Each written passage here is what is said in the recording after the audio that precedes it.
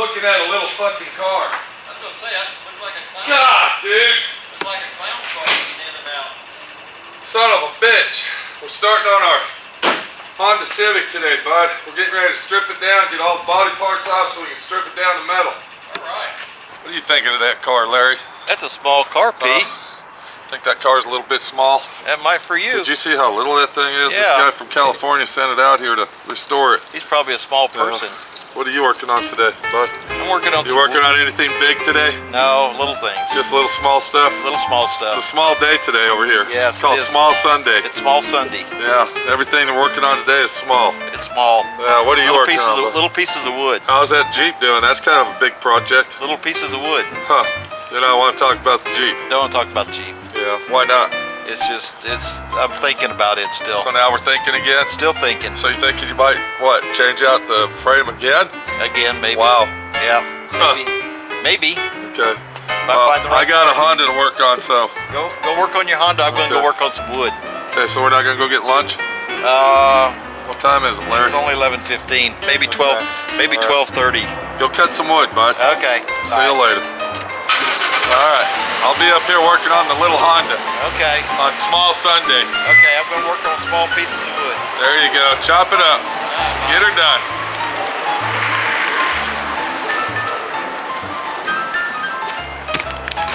So what we're going to do today, we're going to start on our little Honda car, 1977 Honda Civic. Guy's owned it since, I believe, 1980. Very, very dear to his heart. This is his little baby. This is his little buddy. Best little car in the whole wide world for him. And you know, that's a situation you have about cars like this. It's the sentimental situation that I want to restore my car because I love my car. I can understand how these people feel. Kind of like our buddy out here that has the Vega, Mr. Vega guy. Very, very dear to their heart. And that's the car they want to restore. I mean, you know, you can't stop people from loving what they love. When I own this little Honda, I think this Honda's actually a very, very cool little car. And I used to drive one of these when I was a kid, and I think that's what a lot of people like about these old cars is, hey, I used to drive a car just like that. Oh man, check that out. And when they see that little car like this right here, it brings back a lot of memories. So anyway, back to the situation is that we are going to strip this down. Now, when I say strip it down, yes, we are going to take it down to bare metal. But before we do that, we got to get all the chrome off of it. We got to take the marker lights off, all the little grills, everything that is on the vehicle has to come off. And that's going to be a little bit of a chore on this baby because we cannot lose anything on this car. Even though if you look through the fence right there, you can see that I went and got a parts car over at the junkyard for this thing, and a lot of parts that we're going to use off that, believe it or not. It's still very, very crucial to preserve all the pieces need be on the vehicle in question. The guy that owns the car, Randy, Honda Civic guy Randy, he's really excited about it. He loves his little car. We got a lot of rust going on. We got a lot of rust, one over here. We got another one over in the corner over there. We're looking at rust. It's a rusty, rusty situation. This is a California car. California car that has a lot of rust on it. I see a lot of rust right here. We're gonna have to cut that section out. We're gonna have to cut that out. We're gonna have to weld it in. Here's another little bubble. All right, there's a bubble right there. A little bit of creative rust action going on there. Here it is right here, the deck lid. Rusted out. Thank God we got the parts car. The deck lid on the parts car is in real good, super condition. We're going to be replacing that. Here's some more rust. Look what we got here. All right, not looking fucking good.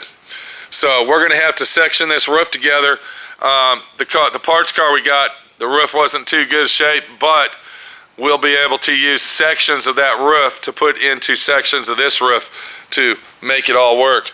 Let's go down here to the rear quarter panel. Here's some more rust. We're going to have to section that in. We're going to have to cut out the parts car quarter panel, section that baby in right there. Because, to be honest with you, when it comes to these oddball situations, and this isn't really a very popular car, and when I say that, there's not any aftermarket manufacturers that are repopping quarter panels and roof skins and rear doors and all this for these cars. So this is the type of deal that you're pretty much telling yourself, I have to buy a parts car. There's no way out of it. The parts car is the only way that you're going to get all the parts to fix your car. Now, the only thing that I regret about the parts car is the hood. I was really concerned about this hood. You can see where something ran into the hood over here. I don't know if Randy bumped into something or something backed into him or what happened, but the hood is rolled over.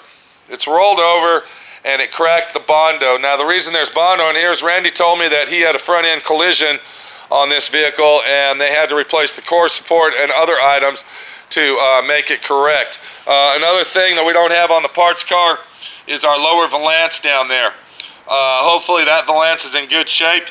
If it's not, we're going to have to find another one because that's supposed to be painted the color of the car, and I really haven't been able to crawl up under there and look at all that shit yet.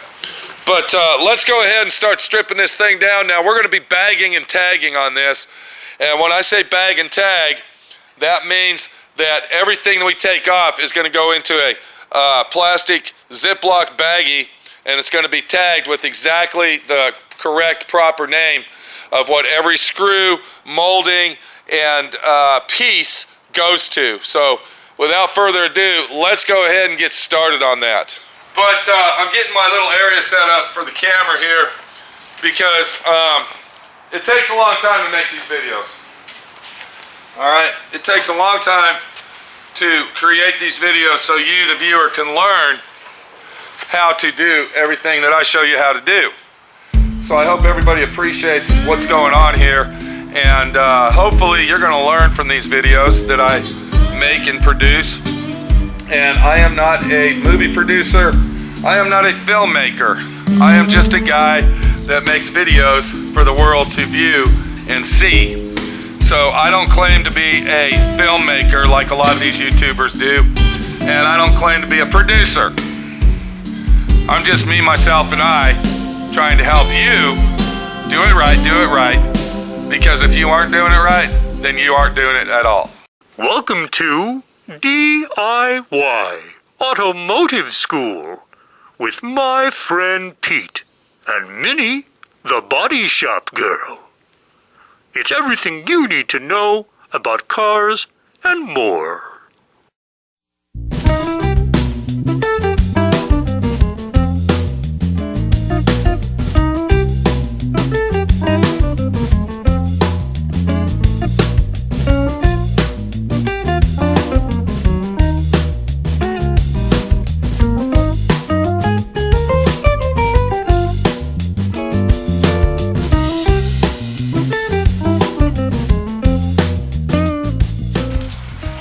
So now that we're all set up, we got the camera in action, we got my little chair here, we got my toolbox in the background, this, that, and the other. What I'm going to teach you today is a little lesson on restoring a car. Now this can be from restoring an old classic car such as this to a collision job. That's right. You might wreck your car and you have to dismantle that car to repair it. Do you see what I'm saying? So what we're going to do is I'm going to show you that to do a proper job and to do a nice high quality job, it starts at the beginning. It doesn't start with the final coat of primer. It doesn't start with the first sweep of Bondo. It starts right when you get onto the vehicle, right when you start on it. And what I'm talking about dismantling the vehicle and bag and tag all your parts. So we're going to start bagging and tagging everything on the car that needs to come off. And like I said, this applies to classic automobiles such as this, all the way to collision repairs. So I'm sitting right here, if you can see where my hand is, next to this marker light. And that marker light has to come off the car. Now, this is a very old car. They don't make a lot of parts for this car. We don't even want to lose one fucking screw on this car. Because the screws, you don't really see. You don't really see them with your eyes, but your mind actually sees that little detail stuff. It's kind of like this black screw right here. If I was to lose that black screw, it would be very hard to replace that black screw and find that black screw that matches all the other screws on the vehicle. Now I would be able to find a black screw, but would it look like that black screw? Possibly not. And when you put that grill assembly together and you get it all done, you're going to be shy one factory original black screw, and then you're going to tell yourself that doesn't look like that screw, so I got to hide this screw, and on and on and on we go. And the situation is that your mind will see that. When you restore a car like this, your mind will see that that screw is different. So it's very important to make sure that you bag and tag everything properly and put it where it goes, so when you get ready to reassemble your vehicle, you got everything in line, everything in order, and it goes back really simple. I would say that bagging and tagging is possibly one of the most important steps in any type of automobile repair, whether it's mechanic work or paint and body work or whatever. So to bag and tag your vehicle parts properly, you are going to need tools. So we're going to start in the top of the box here, and this isn't a bag and tag item. That's not a bag and tag item. All right, leave that alone. And we're just going to kind of randomly go through some of the tools I got. The first thing you're going to need is a nice high quality set of sockets. Now these are our 1/4 inch sockets if you look right here. And then of course I use air tools, so we got an air ratchet that matches. We got a set of screwdrivers along here. That's one of the most important bag and tag tool that you use, is a straight screwdriver. Where's it at? There it is. And then of course a nice high quality Phillips screwdriver. It's very important to make sure that you use a good quality Phillips screwdriver, because you don't want to strip out those Phillips screws. And then if I open this little package up, depending on what year, make, and model car you're working on, this is another important tool. If you look right there, this is called a Torx wrench, a Torx driver. Very important to have a set of those with you if you're working on a late model car, approximately 78 and up. And then as we open the top drawer, you got your miscellaneous pliers, crescent wrenches, this, that, and the other that you might need.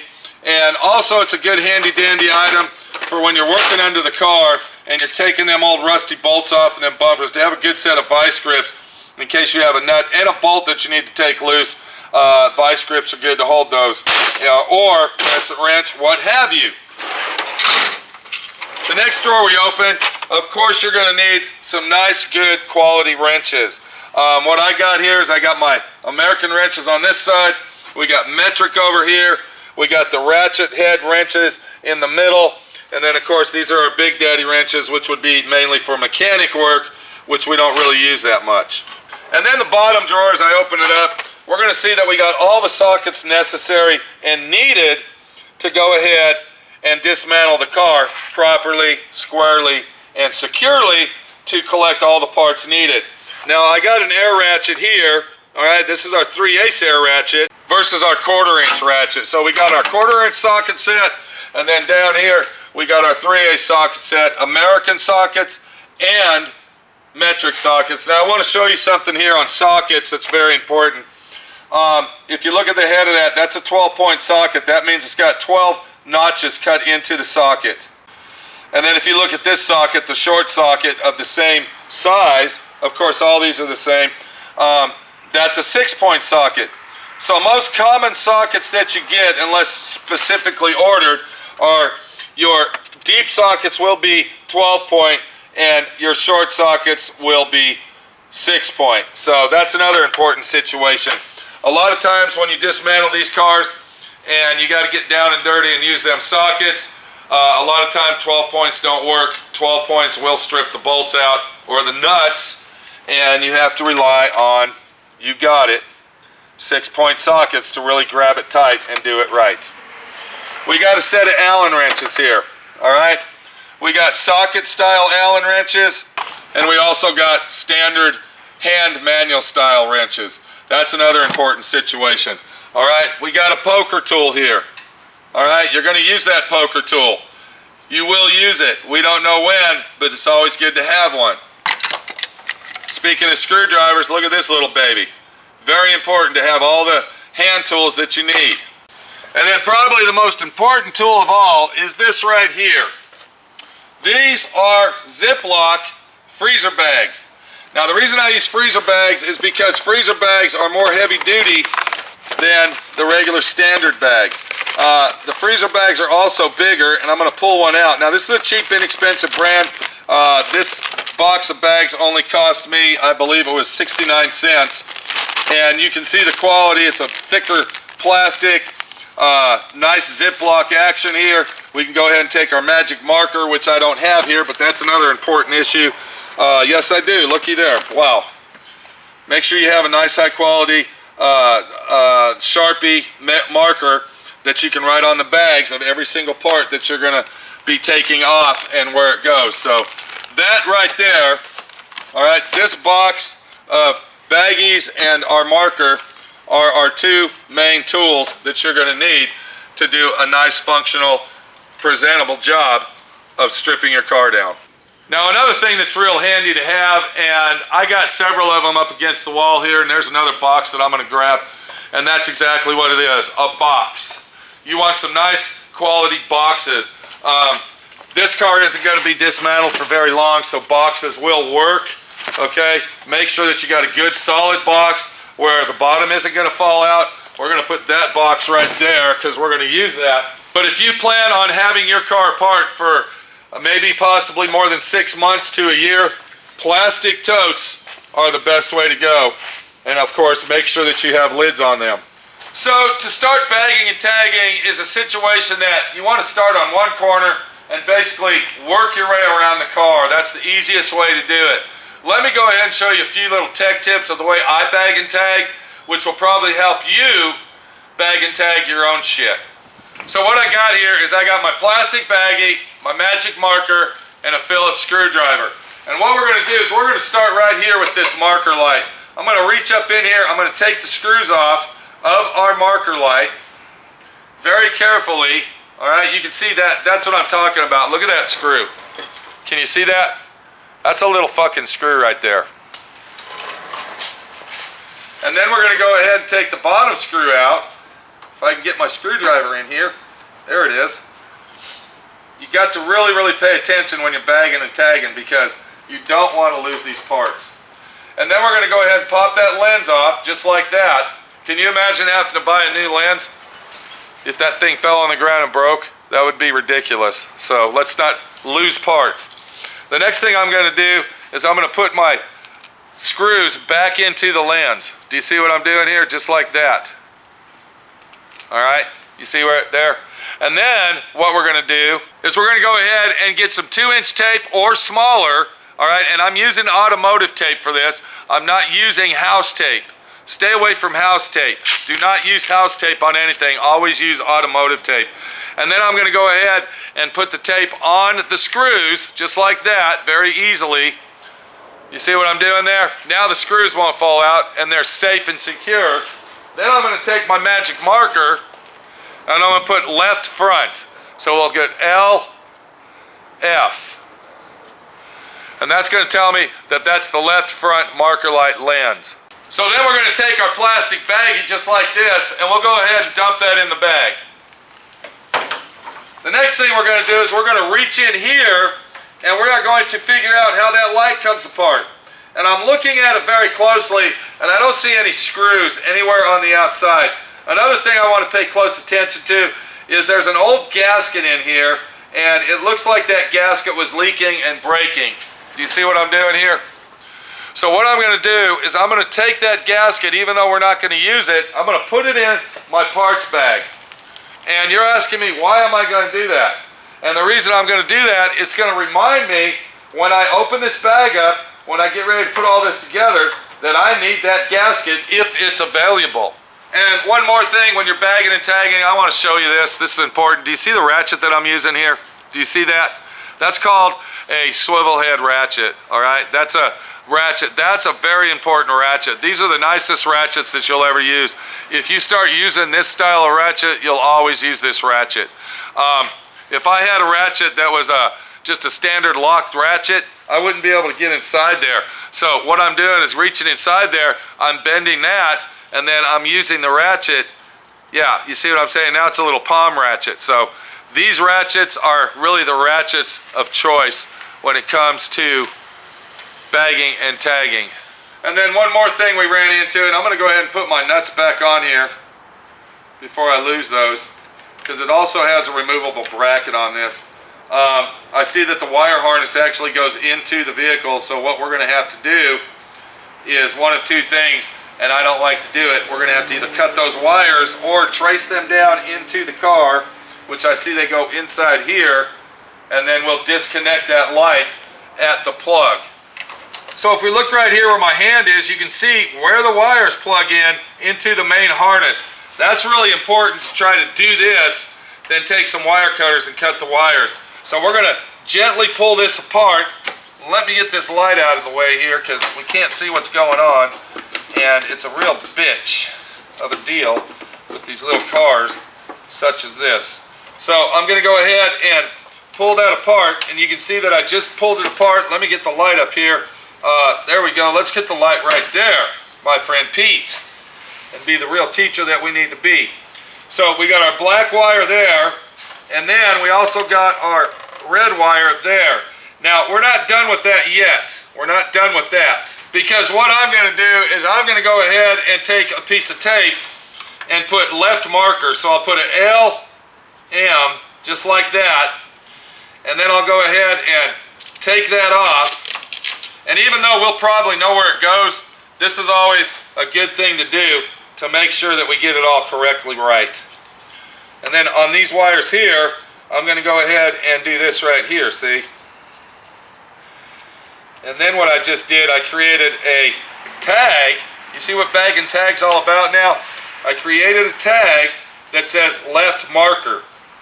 And now we can go ahead and pull these wires out, which will remove the light out of the car. So I'm going to reach back in here, and I noticed there was a little rubber grommet on it, which is probably dry rotted. But we got to get that loose to get our wires out of the car. One at a time, you might say. Okay, there you go. Took the grommet and everything off, which is a great situation. Do you see what happened there? So we'll be able to use that grommet and when we put the car back together. Now, another thing I want to show you is it also has a rubber gasket. You want to keep that. Don't break that if possible. Another thing is look on the back of your lens and see if it's got an L or an R on it. If it doesn't, then you want to take your Sharpie marker and you want to put an L on there. That's going to tell you that that's for the left side. If you look right here, here's our two nuts that we took off, and there's our bracket that is inside the light. Now, I want to move that. You can see that it's very important to make sure you put the nuts back on because that bracket, yeah, it's a separate piece. So our light's intact. It looks really good. A little polishing, and that'll clean up nice once we get our car restored.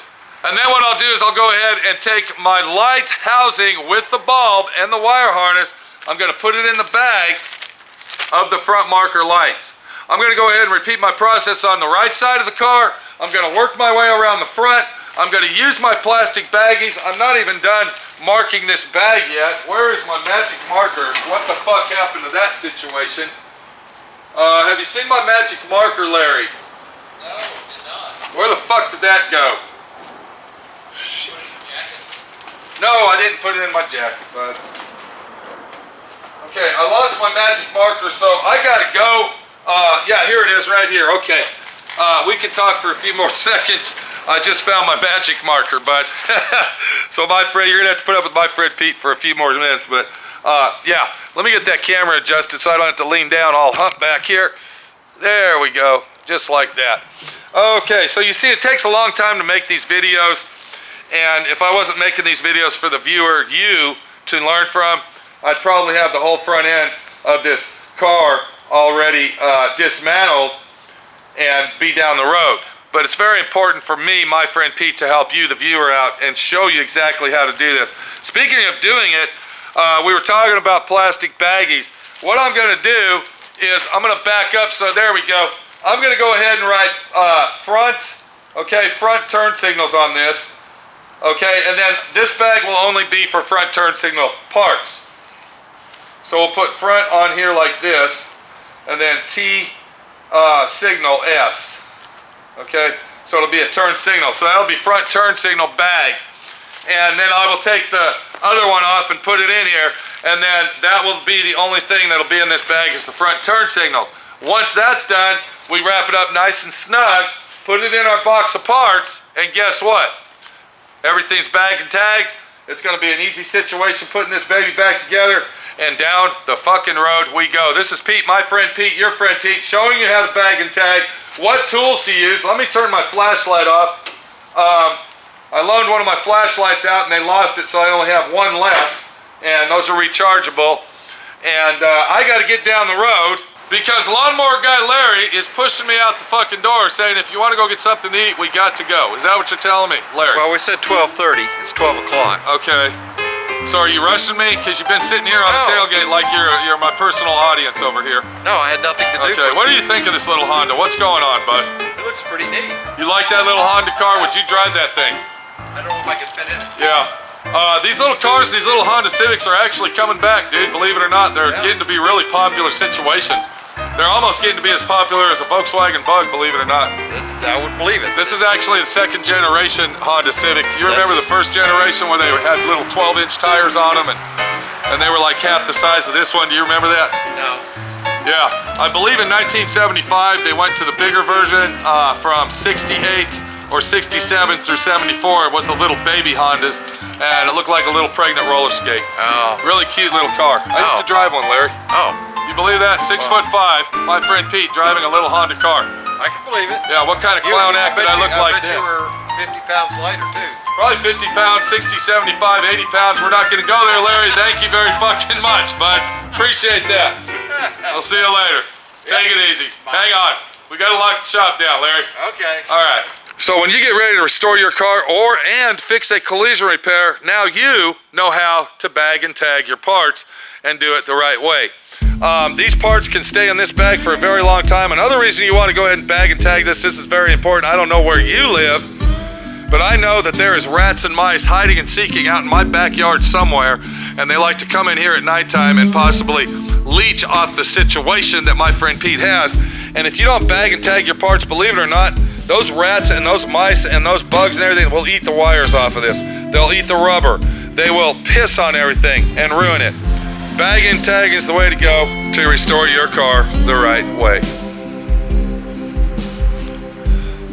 And we can't forget our boxes. And we got a lot of shit to take off of this fucking car. A lot of shit.